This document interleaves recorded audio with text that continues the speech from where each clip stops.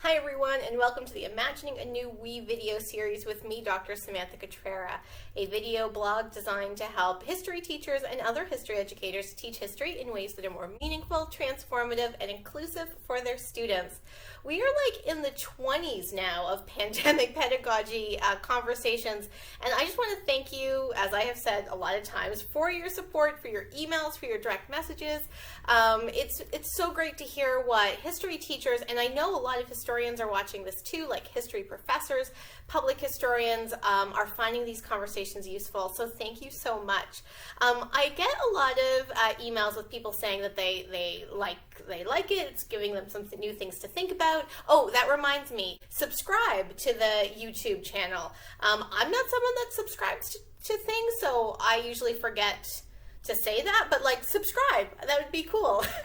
I get a lot of emails from people saying like, I've watched the videos and yeah, I'm kind of thinking about what I'm going to do in the fall, and I'll write back, because I write back to everyone and I say like, oh, this is really interesting, like, do you want to talk about it for the series? And I get a lot of emails back from teachers that are just like, no, I'm just like a normal history teacher. I don't have anything special to say. And what I say to all of you is, of course you're special. You're engaging with these ideas. You are a teacher. You're a history teacher. Of course you're special. I'm interested to talk with so many different people that are just thinking about these ideas, and I'd love to hear from you, even if you just think you're just like a regular teacher, because there are no regular teachers. Everyone is doing such unique and special work, and as I've said, I feel so privileged to be able to have conversations with everyone I've had conversations with today, and as I usually say, today is no exception, because today I'm speaking to Ian Duncan. Ian Duncan is just a history teacher in Ontario. He teaches the Canadian World Studies curriculum. He teaches social sciences and humanities. I mean, he's pretty cool, but I just like, you might say that he's a regular teacher, and so this is just an example of like someone that is just a regular teacher, but like, of course they aren't, because they are doing such great and interesting things. Ian just has questions about how we're teaching and learning history, just like we all do, and that's why I'm so excited to talk with him today. Like I said, he teaches the Canadian World Studies curriculum, the grade 10 history.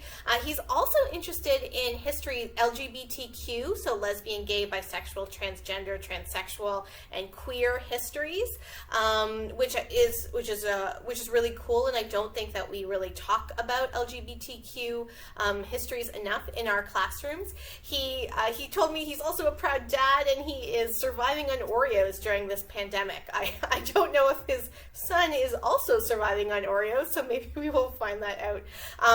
But anyway, I'm so excited to talk with Ian. Let's go over and hear what he has to say about our three questions, which are, in case you are new to the channel, have you thought about history any different because of this moment? Do you think the ways that we are going to teach history will change after this moment?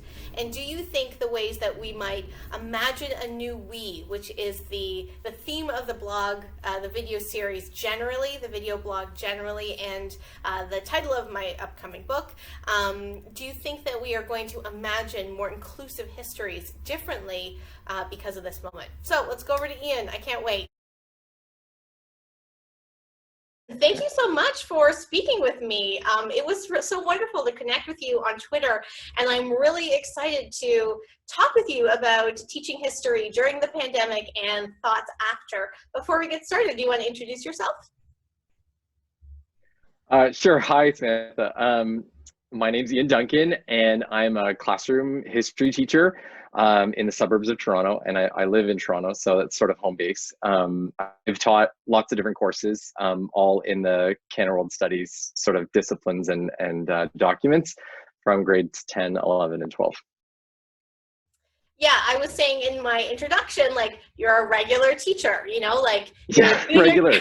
You're doing your classroom practice, and that's just so wonderful to get your perspectives during this time. So I always start with the first question about whether or not you have thought of history any different because of this moment, because when this happened, I kind of did, like, oh yeah, like, where does history fit in our world right now if everything is going crazy. So have you thought of history any different because of this moment? And no pressure of no. Some people were like, I don't have time to think of that. How about you? I always think that current events inspire my curiosity for history. So actually, I when love that. when we're going into quarantine and physical and social distancing, and we're learning about COVID-19 as a disease, and we're looking at ramifications, in so many different ways in our society and in our civilization and around the world. I start going backwards and I start looking at similar moments in history, because as a curious student of history, I want to know how the world responded then. So that's been, I think, how I'm thinking about it a little differently, because suddenly it's inspired me to learn more. Like, I have never really demonstrated a terrible curiosity in the Spanish flu. And I know you've discussed this before on your podcast and on the YouTube series. I just wasn't curious about it at all. And all of a sudden I am more curious. I had questions and my students had questions as well. We decided to go backwards into ancient history to look at examples that were relevant in the time periods that we're studying in ancient world history, and bring forward sort of the experiences and impacts and responses to the now. So that was really even just having conversation around those things, and to say, hey, what's happening now has happened before. We have seen disease and pandemic shape history in the world in history. So we should think about how this might shape us now. And this is going back, now we're at like 7 weeks ago that we started that conversation. But I think that's really interesting. And like I said, it's made me more curious about disease in history. And certainly engages some of our very scientific minds in that sort of historical learning as well, which is sort of cool. I also think that the history hasn't necessarily changed, but our view and our perspective of it has. I think, a lot of people are reevaluating their lives and starting to think about what's important to me. And the result is that we're going to do the same with history. Like, we can approach history from a new lens, and it's a real opportunity to approach history from a new lens, and to correct some of our historical oversights or exclusions, to correct the kinds of omissions from the narratives that are traditionally taught in our classrooms, or even just sort of profiled through mass media. All of that kind of stuff can be happening. And it has me thinking about, well, I didn't even think about these folks' experience in the COVID-19 pandemic. So now I should go and look for that in history and keep my kids looking at those groups as well, because their experience is not just defined by COVID-19. It was defined by all the things that happened to that group of people or those individuals before and afterwards. So, part of their story will be, how did they respond? How were they inspired, or what did they do in response to those things? I've noticed that we have sort of a continuity of fear and our responses to fear in history. And this is like a whole new theme in history that has sort of been my own thinking about our response to COVID. The idea that fear is a motivator for our actions, and sometimes those actions are good and sometimes those actions are bad. In a lot of cases, I think we're seeing communities forge together and support one another in new and wonderful ways, but we also see the influence of socioeconomic disparity. We've seen examples of racism from day one of us talking about COVID. And this was in my classroom before we stopped attending physical school classrooms. And we had to sort of unpack those things in my classroom when we started talking about COVID in the world. And people, we had great conversations around racism. So I think that is sort of an interesting theme in history that's for me, that I'm thinking a lot about, is fear and motivation of fear and how we respond to it. We just finished talking about the Red Scare and the Lavender Purge of the Cold War era.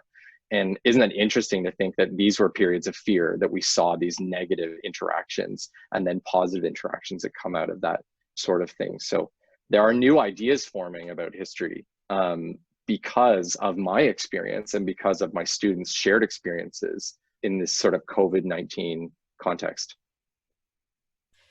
Thank you for that. I'll tell you why I don't like that answer. And it's because you said so many good things. I have so many follow-up like comments and Yeah, questions. ask away. Um, so the first thing when you had said like, well, so one of the things that I talk about a lot in the video is that I feel like sometimes in history classrooms we can focus on like the method of history so much that we miss the affect, we miss the emotion, we miss the like human experiences. And Aaron Stout's video also talks about that. And so when you said like this continuity of fear, I love that. That was so smart, because that is an emotion that can really be traced through history in so many really interesting ways. So I want to thank you for that, because I think that's a real great thing to be able to pull out, because you know, sometimes I'm a little worried that we might pressure students too much to be able to like self-confess right now what they are going through. But we do know that there is anxiety around. So whether or not, or however they are feeling it, they can at least connect, because I say that meaningful learning is connection, complexity, and care. And we know that they can connect with the feeling of fear in this moment, but also in their own lives separate from this moment. And the complexities of that I'm hearing from you, I think is a really interesting way of bringing that out. Yeah, so thank you for that. Were students able to make the connections between the Red Scare and the Lavender Purge from this, or were those connections that you drew together? We were having a Google Meet at the end of last week, and some of my grade 10s were attending, which is amazing. We're working asynchronously, so that's a challenge. But we were trying to debrief, and I'm always trying to, through conversation at least, make it relevant. And I said, you know, we're talking about fear, and what does that remind you of? And that's just my natural kind of, what does this remind you of?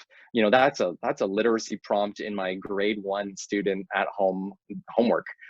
You know, what does this remind you of? So what does this remind you of is like my really easy and approachable bridge question. And some of them said, yeah, people are afraid right now. And I said, and what are the reactions? What do they do with that fear? I mean, how interesting to be able to help students digest really intense emotions. And they're still young, you know, 15, 16. I'm talking about grade 10 history students. You know, how do they use history to help them inform and digest and understand that this is not the first time anyone has experienced anything like this, or the first time that fear has guided this kind of massive civic response.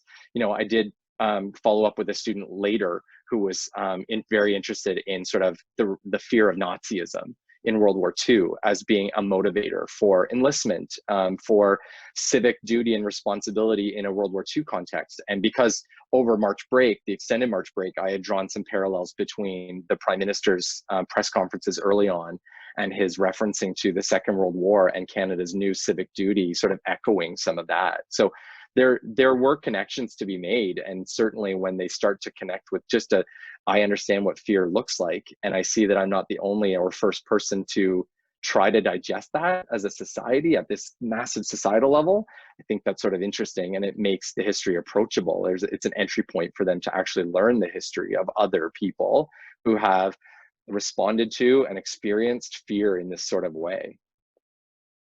Yeah, you know, when you're saying like grade 1 literacy, I actually think that history instruction can be really enriched by literacy practices, because history is a story. We can focus on the discipline, but history is a story. And those literacy practices can help bring out those connections. And also, you know, I talk a lot in the series that I say that history should transform, that it should be the basis of activist action.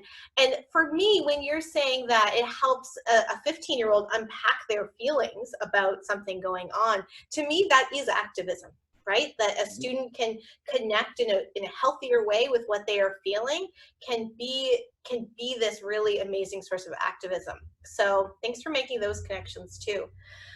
Do you think teaching history will change after this moment. So that's the second question I've been asking to everyone. Do you think it should change? Like, people are like, well, of course, the technology, but do you think it should change? Do you think there are things that we should be doing differently that have been revealed because of this moment? I think personally history should change all the time, and the way we teach it, certainly. I mean, I don't know who our students will be when they return to the classroom. And I always try to, Yeah. I always try to base my teaching and the ways in which I teach on the students that are in front of me. And that could be different from day to day or class to class. I think the context of this is yet to be determined. So I think my advice to my colleagues will be to be flexible and to be open-minded and creative in let's say the fall, when we return to quote unquote normal teaching in a classroom setting. We'll sure embed some new technology and explore any kind of acquired technological fluency that has come about through the experience of learning in more virtual and digital ways. But I don't know who's going to be in front of me. I can't yet tell if my students will be feeling more removed and more isolated and happier in that sort of introverted bubble, or whether they are going to clamor for interaction and community and talk and debate and conversation and storytelling. I don't know. I feel like those are two sort of swings of a pendulum, and I'm hoping that they'll land back in between. But I think I wonder at first what they'll crave. Whether they'll say, I need to talk to people, I want to group work everything, I don't want to be online, don't give me a computer and another Google Doc or something to work through, I want to divorce myself of it. Whether they will swing away from it, or whether they will have grown so comfortable within sort of social distancing and learning on their own and learning digitally that they will want more of that. So I think the way in which we teach history may evolve depending on who's in front of us. I also think that it's going to give us an opportunity to break some of the chains of our instructional patterns. I know I've already done that. It has been liberating to throw out 3/4 of my course and start to reinvent it in a way that students can achieve expectations and find success and find engagement from a distance in less than 3 hours a week. Whereas, if we polled students at the beginning, we said, okay, about 6 hours in the classroom a week, how much homework do you find you're getting in this course? They would say 1 to 2 hours, depending on the week or what we were up to. And I said, well, we're going from 8 to 3. What does that look like? But that has been really liberating, because it's meant that we can really assess for ourselves as teachers what our students want to learn and how they want to learn it, and how they will learn it efficiently and effectively, but also deeply and hopefully with connection. Like all of those things of my teaching in my classroom, I don't want them to go away. I want them to be connected to me and to each other. I want them to be learning in heartfelt ways to history. I always say, if you make a heart connection, that you will understand and know the history after you leave my classroom, not just while you're in it. So I think it's going to break some of those patterns, and it's a little bit liberating to sort of be able to say, oh, maybe I don't need to teach every one of these topics. Maybe I don't need to do this always so chronologically.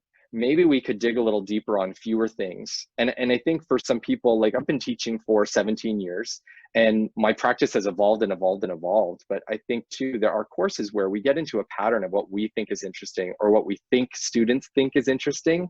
And we just go there because we're busy and it's easy, and the lesson is ready to pick up and deliver, maybe with some tweaks and changes.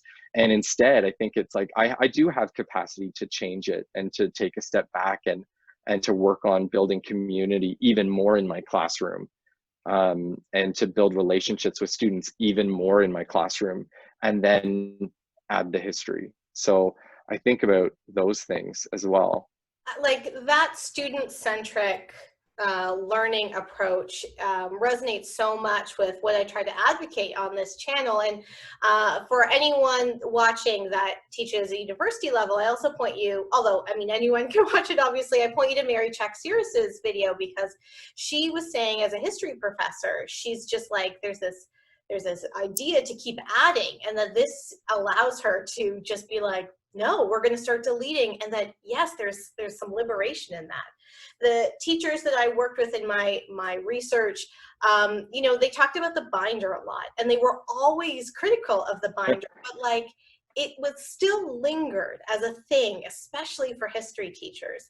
And I argued, because I worked with teachers at alternative schools as well as mainstream schools, that the teachers need time, space, and place for reflection and research. And maybe, I mean, like for me, the connection is that maybe being away from the standard space of the school and separated from some colleagues that might be a little toxic, perhaps, that might not be so supportive of these things, and just knowing that you need to connect with students provide some of that space, place, and time to reevaluate what, like you said, you have capacity to do.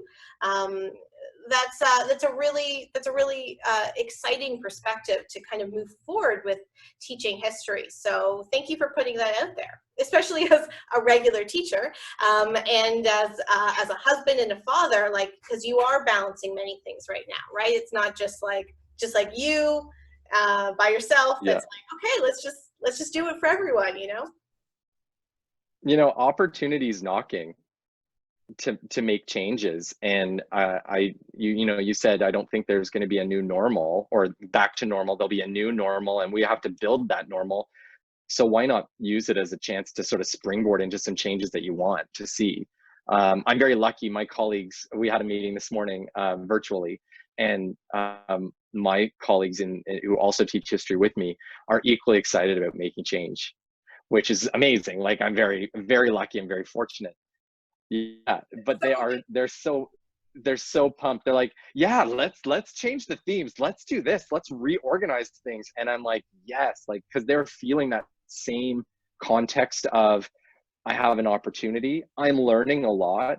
Like, the kinds of learning that I typically reserve for July and August, I'm able to also engage in now. You know, what am I reading? What am I picking up? What am I looking at online? And like I said, COVID-19 has inspired me to look at new history that I haven't necessarily focused on before. So all of that comes into how I teach it and what I will be teaching and what I'm able to offer students when we come back into traditional classrooms in some form in the future. Well, and the stuff that you do in July and August, now you can be in dialogue with your students about it. You know? And, you know, I know too, like, if you're doing something in July and you're like, oh, that reminds me of that student from last year, but it seems weird to just send them an email and be like, oh, I saw this and thought of you, right? Like, you can make those connections as more like human beings and less as teacher and student. I talk about that too, this notion of curricular roles. We can get into these roles and just forget these are people in a room with us that have fears and have anxieties and have questions as well. Some of our students are interacting a lot more via email than they would in a classroom. You know, they might be quiet in class. They're one of 30 or more students in a room.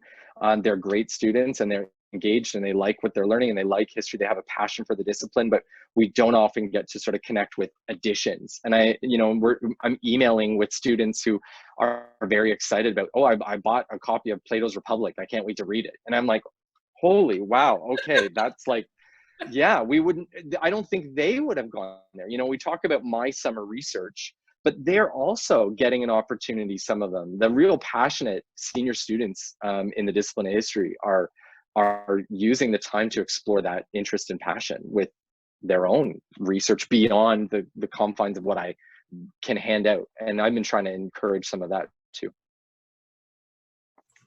Well, this too reminds me of a video that I did with Joe McGill from the Slave Dwelling Project.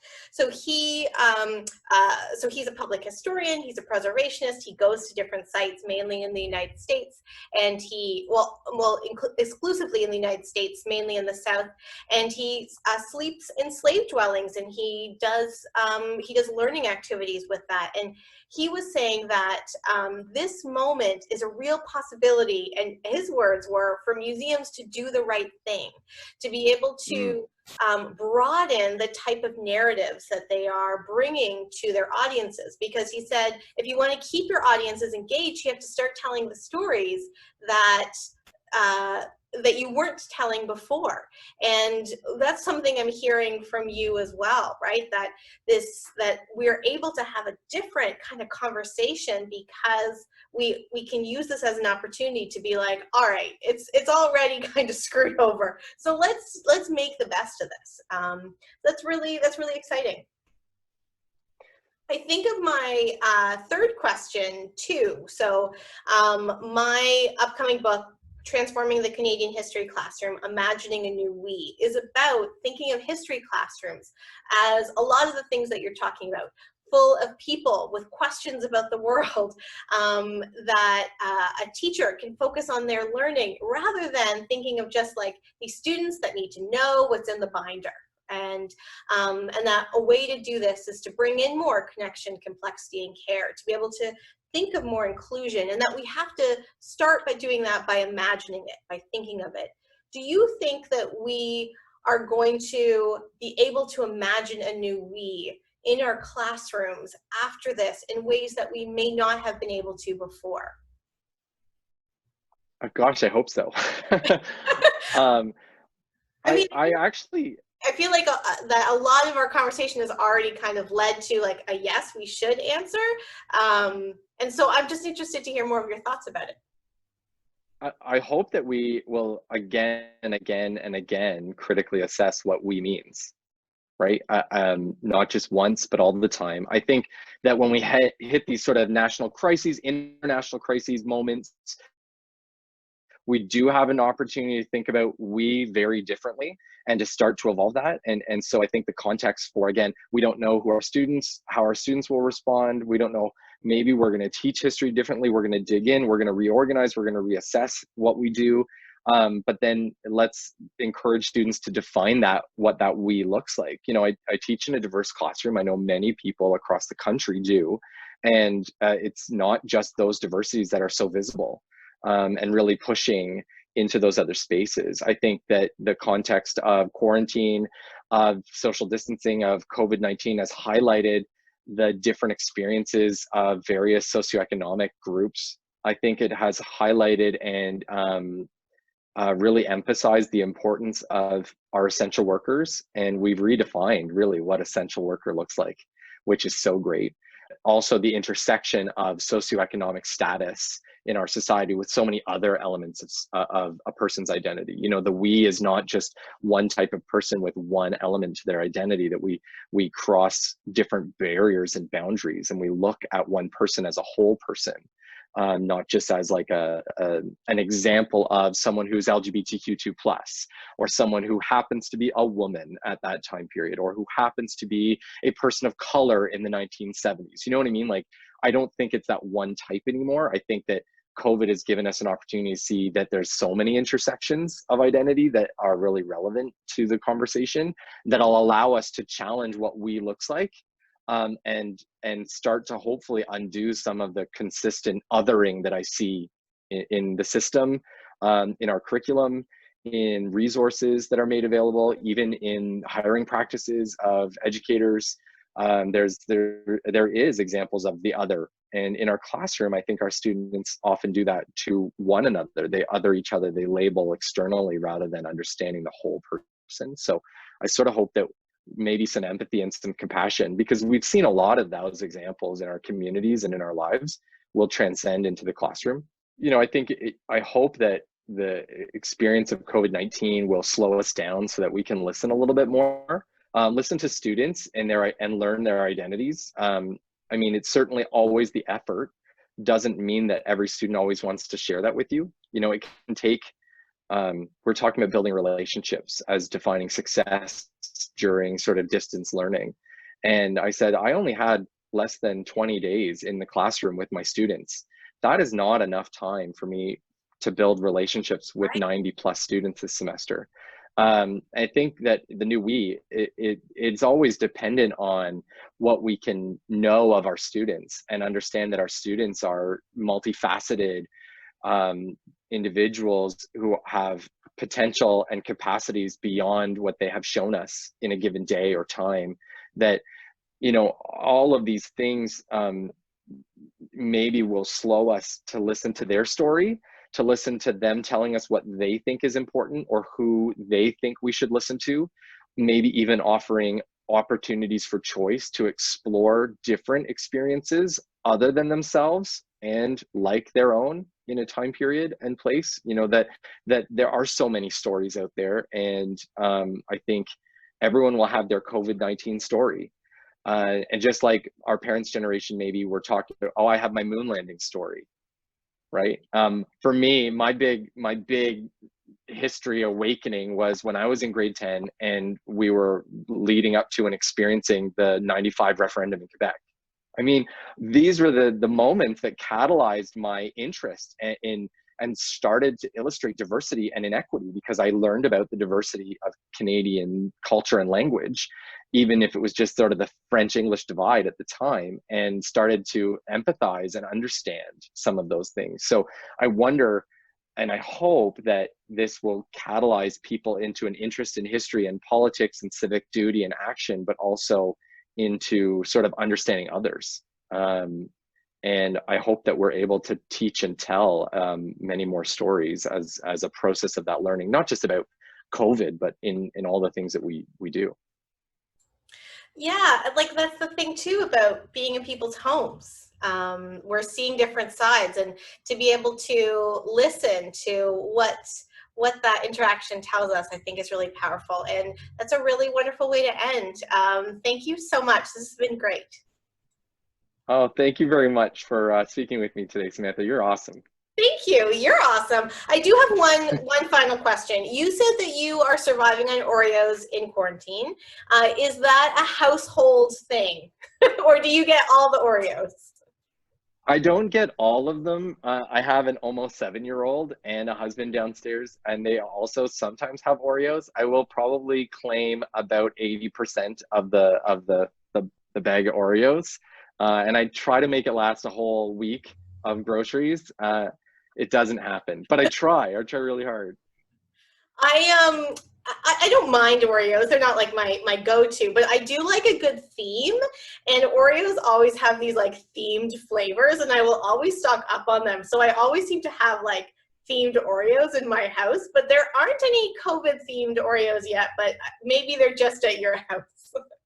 The birthday cake Oreo is beyond compare, in my opinion. So if you see that and haven't had them, those are the best ones. Have you had the Canada Day ones that have the like pop rocks in them? No. How did I miss that? That's like, what are you talking about? I've had carrot cake. I think I had tiramisu. There's a cinnamon roll. I certainly have had like the golden Oreos. I still like the classic, but yeah. Well, anyway, those were fun. I was like, oh, that's a treat. Wait a minute. Ooh, Oreos. I think it's sort of like my go-to. I'm stressed. I need a snack. I need something sweet. I need some sugar. I'm tired, whatever it is. Yeah. It's an Oreo. Yeah. Well, that's good.